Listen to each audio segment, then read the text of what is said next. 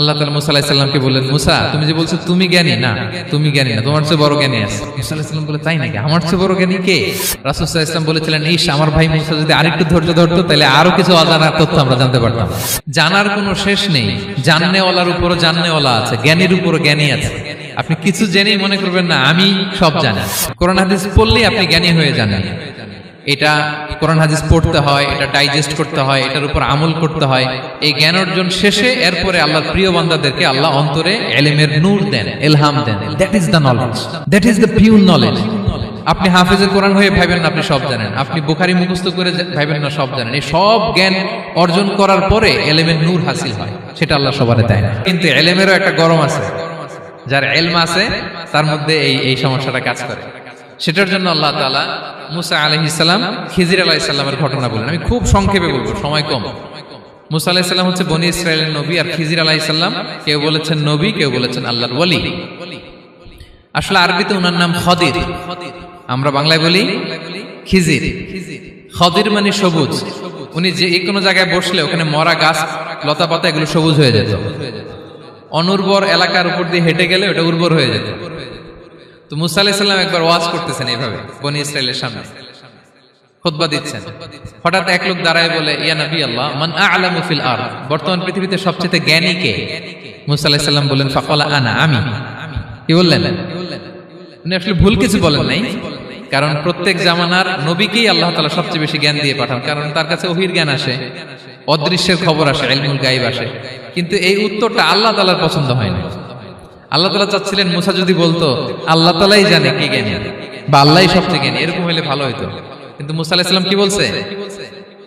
আমি। এখন প্রশ্ন করলো সবচেয়ে বড় জ্ঞানী কে? উনি কি বললেন? আমি। এই যে আমি এটাতে ঝামেলা আছে। আমি বড়, আমি জানি, আমি সব।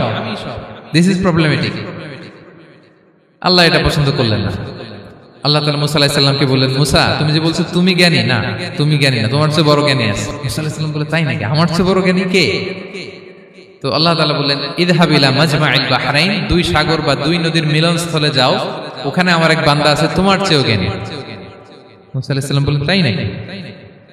তো আল্লাহ আমি কিভাবে চিনি উনি কোথায় থাকে, কিভাবে বুঝবো? আল্লাহ বললেন, একটা বড় মাছ নাও, এটাকে ফ্রাই করো, এটাকে ফ্রাই করে একটা ঝুড়ির ভেতরে নাও, যেখানে এই মাছটা সাগরে ঢুকে যাবে ওখানে আমার বান্দাকে পাবে। তো উনি ওনার সহযোগী ইউশা ইবনে নুনকে নিয়ে হাঁটতে লাগলেন। হাঁটতে হাঁটতে এক জায়গায় ক্লান্ত হয়ে পাথরের পাশে বিশ্রাম নিলেন। ওই পাথর থেকে আবার এক ধরনের পানি বের হয়, এই পানিটারে বলে আবে হায়াতের পানি, মাউল হায়াত, জীবন নদীর পানি। এই পানি কোনো মৃত প্রাণী বা বস্তুর গায়ে লাগলে ওটা জীবিত হয়ে যায়। তো ওনারা পাথরে হেলান দিয়ে বিশ্রাম নিচ্ছিলেন। ওই পানি ওই ফ্রাই করা মাছের গায়ে লাগার সাথে সাথে মাছ জীবিত হয়ে ঝুড়ি থেকে বের হয়ে সাগরে ঢুকে গেছে। ওনারা আর খেয়াল করেন না। এরপর আবার হাঁটতে লাগলেন। হাঁটতে হাঁটতে যখন ক্লান্ত শ্রান্ত, তখন বলে, এই ইউশা, আমাদের ওই মাছ ফ্রাই মাছটা দাও, এখন খাই। ঝুড়ি খুলে দেখে মাছ নাই। মাছ গেল কোথায়? তখন ইউশা বলল, হয়তো আমরা যে পাথরের ওখানে বিশ্রাম নিয়েছিলাম ওখানে আমরা মিসিং, ওখানে হারাই ফেলছি। চলো চলো, আরে ওইদিকে তো যাইতে হবে আমাদের। উনি গেলেন, যে দেখে মাছ যে জীবিত হয়ে বালুর এদিকে নাড়াচাড়া করতে করতে সাগরে ঢুকে গেছে, ওখানে দাগ আছে। মুসা আলাইহিস সালাম ঢুকলেন সুরঙ্গ, ঢুকে দেখে চাদর গায়ে দিয়ে এক লোক শুয়ে আছে। সালাম দিলেন, আসসালামু আলাইকুম। ওই লোক চাদর আর সরায় না, ভিতর থেকে বলতেছে, ওয়ালাইকুম আসসালাম। তো চাদরের ভিতর থেকে উনি বলে, মান আন, তুমি কে? মুসা আলাইহিস সালাম বললেন, আনা মুসা, আমি মুসা। উনি বলেন, মুসা বনি ইসরাইল, বনি ইসরাইলের মুসা? বললেন, হ্যাঁ। কেন এসেছো?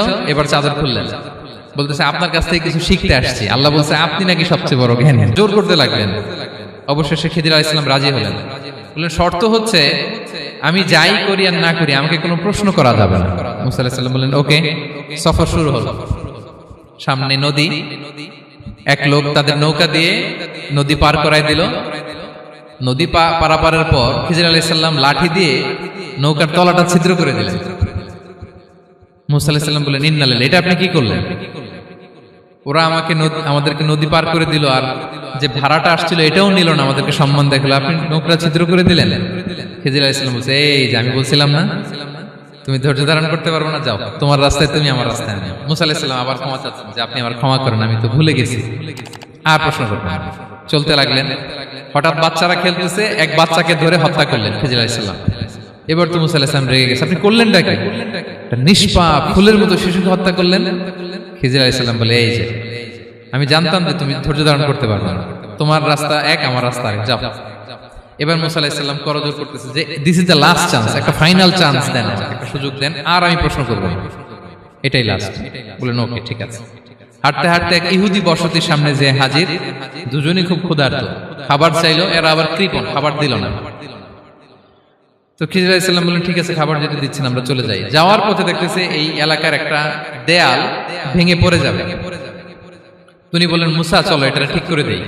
দুইজন মিলে প্রচন্ড ক্ষুধায় এটা সেটা এনে দেয়ালটা তৈরি করতেছে। মুসা আলাইহিস সালাম তো এমনিই রাগী, পেটে আবার ক্ষুধা, আবার বলছে কিছু বলাও যাবে না। তিনি এবার আর প্রশ্ন করেন, বলতেছে ওরা এত কিপটামি করলো আর আপনি এটা করে দিলেন, আপনি তো চাইলে এটা টাকা নিতে পারতেন, পারিশ্রমিক নিতে পারতেন চাইলে। এই কথা বলার পর খিজির আলাইহিস সালাম বললেন হাদা ফিরাকু বাইনি ওয়া বাইনি, এখানেই তোমার আর আমার সেপারেশন, আর সামনে আগানো যাবে না, তোমার কোনো ধৈর্যই নাই। তো এতটুকু তোমাকে আমি বলি যে আমি একটাও আল্লাহর আদেশ ছাড়া করি নাই, আল্লাহর আদেশে আমি করেছি। কি? এক নম্বর হচ্ছে ওই যে আমাদের ভাড়া নিতে চাইলো না, আমাদেরকে পার করে দিল, নৌকাটা ছিদ্র করেছি কারণ এই এলাকায় একজন জালিম বাদশা আছে, সে নৌকা পেলেই গরিব মাঝিদের নৌকা সিজ করে নিয়ে যায়। তো এটাকে যখন তলায় ছিদ্র করে দিছি, এই রাজার লোকেরা এসে দেখবে যে এটা তলা ছিদ্র, তো পানি ঢুকতেছে, এটা নিবে না, ওরা পরে সামহাও এটা রিপেয়ার করে চালাইতে পারবে। মুসা আলাইহিস সালাম বলে সুবহানাল্লাহ, তাই তো, এটা তো আমি বুঝতে পারি নাই। আর ওই ছোট শিশুটাকে হত্যা করছি, ও অনেক বড় জালিম হবে এলাকা, তার ফিতনায় এলাকাবাসী তটস্থ থাকবে, সে তার মা বাবাকেও জাহান্নামে নেবে, এজন্য আল্লাহ তাআলা আদেশ দিয়েছেন আমাকে, আল্লাহর আদেশে আমি তাকে হত্যা করেছি। মুসা আলাইহিস সালাম বললেন তাই তো, এটা তো অনেক ভালো কাজ করছেন। তাইলে তো বলতেছে তাহলে ওইটা বলেন, খাবারও দিল না, এত কৃপণ, এদের দেয়াল কেন ঠিক করতে গেলেন আপনি? তখন তিনি বললেন যে আসলে এটা একটা ইয়াতিমদের ঘর ছিল, দুইটা ইয়াতিম শিশু, তাদের বাবা মা খুব ভালো ছিল, আর এই দেয়ালের নিচে আছে গুপ্তধন, এই দেয়ালটা পড়ে যাবে, এই গুপ্তধন তারা ছোট মানুষ নিতে পারবে না, এলাকাবাসী তাদেরকে বঞ্চিত করে নিয়ে যাবে। আমি দেয়াল গড়ে দিলাম যাতে করে তারা যখন প্রাপ্তবয়স্ক হয় নিজেদের সম্পদ নিজেরা বুঝে নিতে পারে। সুবহানাল্লাহ বিহামদিহি। মুসা আলাইহিস সালাম বলে তাই তো, এগুলো তো আমি বুঝতে পারি নাই। তো এই ছিল খুব সংক্ষিপ্ত পরিসরে মুসা আলাইহিস সালাম খিজির আলাইহিস সালামের ঘটনা। তো রাসূল সাল্লাল্লাহু আলাইহি ওয়াসাল্লাম বুখারীতে একটা চমৎকার কথা বলেছেন, তিনি বলেছিলেন ওয়াদিদনা আন্না মুসা সাবার হাত্তা ইউকাসসা আলাইনা মিন আমরিহিমা। রাসূল সাল্লাল্লাহু আলাইহি ওয়াসাল্লাম বলেছিলেন ইস, আমার ভাই মুসা যদি আরেকটু ধৈর্য ধরতো তাহলে আরো কিছু অজানা তথ্য আমরা জানতে পারতাম। এখান থেকে, এই ঘটনা থেকে আমরা কি শিখলাম? প্রথম যেটা আমরা শিখলাম, জ্ঞান নিয়ে বড়াই করতে নেই, ঠিক কিনা? জানার কোনো শেষ নেই, জাননেওয়ালার উপরও জাননেওয়ালা আছে, জ্ঞানীর উপরও জ্ঞানী আছে। আপনি কিছু জেনেই মনে করবেন না আমি সব জানি, আপনার চাইতেও বেশি জ্ঞানী অনেকে আছে। অনেক সময় বক্তার চাইতেও শ্রোতারা অনেক জ্ঞানী। হয়তো এখানে এমন অনেক জ্ঞানী লোক আছে যার ধারে কাছেও আমরা কেউ নেই, হতে পারে। সো আমি সব জানি, এটা ভুল, এটা শয়তান বলে। এটা কে বলে? শয়তান বলে। আবু নাওয়াস একটা কবিতা লিখেছেন, ওয়াকুল লিমান ইয়াদঈ ফিল ইলমি ফালসাফাতান হাবাসতা শাইআন ওয়া গাবাত আনকা আশিয়াউ। কেউ যদি বলে আমি সব জানি, তুমি তাকে বৃদ্ধাঙ্গুলি দেখিয়ে বলো আপনি কিছুই জানেন না, আপনি অল্প কিছু জেনেছেন, জানার এখনো অনেক বাকি। তাহলে মুসা আলাইহিস সালামের এই ঘটনা জিজ্ঞেস করা হলো কে জ্ঞানী, উনি বললেন আমি জ্ঞানী। এরকম কি আমরা কখনো বলবো? না। সবচাইতে বড় জ্ঞানী কে? ওয়া ফাওকা কুল্লি যী ইলমিন আলিম। সবচাইতে বড় জ্ঞানী আল্লাহ তাআলা। সো জ্ঞান নিয়ে আমরা অহংকার করব না। দুই নম্বর যে শিক্ষাটা আমরা পাই, ওই যে নৌকা দিয়ে পারাপার হচ্ছিল, তখন একটা চড়ুই পাখি এসে সাগরের মধ্যে মুখ দিয়েছিল। তো খিজির আলাইহিস সালাম বললেন মুসা, তুমি কি চড়ুই পাখিটা দেখতে পাচ্ছ? হ্যাঁ দেখতে পাচ্ছি। চড়ুই পাখিটা যে সাগরে মুখ দিলে দেখতে পাচ্ছ? হ্যাঁ দেখতে পাচ্ছি। তখন খিজির আলাইহিস সালাম বললেন চড়ুই পাখিটা সাগরে মুখ দিয়ে পানি খাওয়ার পরে চড়ুই পাখির ঠোঁটে বা চঞ্চুতে যতটুকু পানি লেগে আছে, এই পানিটা হচ্ছে তোমার, আমার এবং মহাবিশ্বের আমাদের সকলের জ্ঞান। আর এই মহাসাগরের সকল পানি হচ্ছে আল্লাহ তাআলার জ্ঞান। আল্লাহ তাআলা বলেছেন ওমা উতিতুম মিনাল ইলমি ইল্লা কালিলা। আমি তোমাদেরকে একেবারে অল্প জ্ঞান দিয়েছি, একেবারে অল্প। এই রহস্যে ঘেরা এই মহাবিশ্বের অনেক কিছু আমাদের অজানা। প্রিয় ভাইরা, আমরা অনেক কিছু জানি না, আমাদের এই লিমিটেড নলেজে এগুলো ধরে না, তারপর আমরা জ্ঞানের বড়াই করি।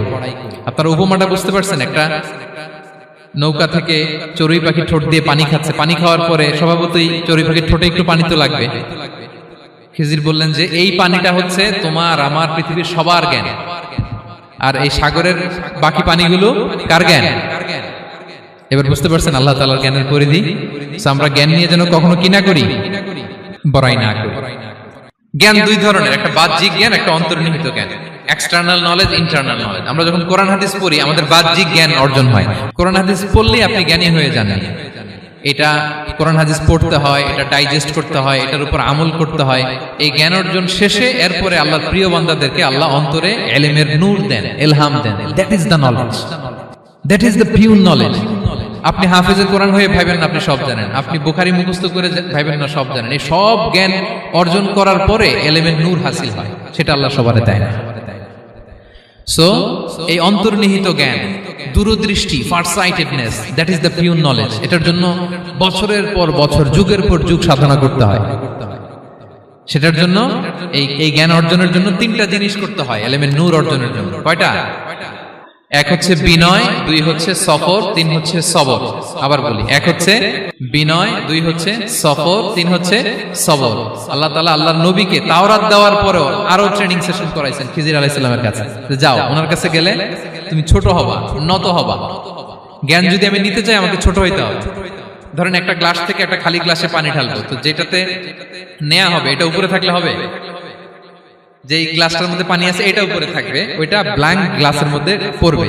আপনি নলেজ ইলম নিতে চাইলে আপনাকে নিচে থাকতে হবে, উনি উপরে থাকবে। আপনার শায়েখ আপনাকে দিবে, আপনার উস্তাদ আপনাকে দিবে, আপনার মুর্শিদ আপনাকে দিবে। বুঝতে পেরেছেন? তাহলে আমাদেরকে হাম্বলনেস লাগবে। শিখতে হইলে হাম্বল হইতে হয়, বিনয়ী হইতে হয়। আচ্ছা, দুই নাম্বার সফর করতে হয়। এটা আল্লাহ মুসা আলাইহিস সালামকে দিয়ে করাইছেন, যাও পিছে পিছে উস্তাদের পিছে পিছে ঘুরো। তো এজন্য সফর করতে হয়। এখন ঘরে বসে অনেক কিছু জানা গেল, উস্তাদের সান্নিধ্য লাগে, সফর করতে হয়। আমাদের ক্লাসিক আলেমরা হাদিস কালেকশনের জন্য শহরকে শহর সফর করতেন। এখন আমাদের আলেমরা দেওবন্দে যায়, মিশরে যায়, মদিনায় যায়। এখানকার মালয়েশিয়ান স্টুডেন্টরা দেশে বিদেশে যে নলেজ অর্জন করে। সফর আপনাকে লাগবে। তাহলে বিনয়, সফর, তিন নম্বরে কি? সবর। ধৈর্যশীল হইতে হবে। দেখেন মুসা আলাইহিস সালাম বারবার প্রশ্ন করে ফেলতেছেন, বারবার ওয়াদা ভঙ্গ করতেছেন। এরকম করলে হবে না, ধৈর্য লাগবে। ধৈর্যের বলে বলিয়ান হলে তখনই আপনার মধ্যে ইলম আসবে। তাহলে জ্ঞানের ফিতনায় পড়ার আর আমাদের কোনো সম্ভাবনা আছে? আমরা বিনয়ী হব, আমরা জ্ঞান আল্লাহর দিকে ফিরাই দেব। আমরা বলবো উনি সবচেয়ে ভালো জানেন। পারা যাবে তো ইনশাআল্লাহ?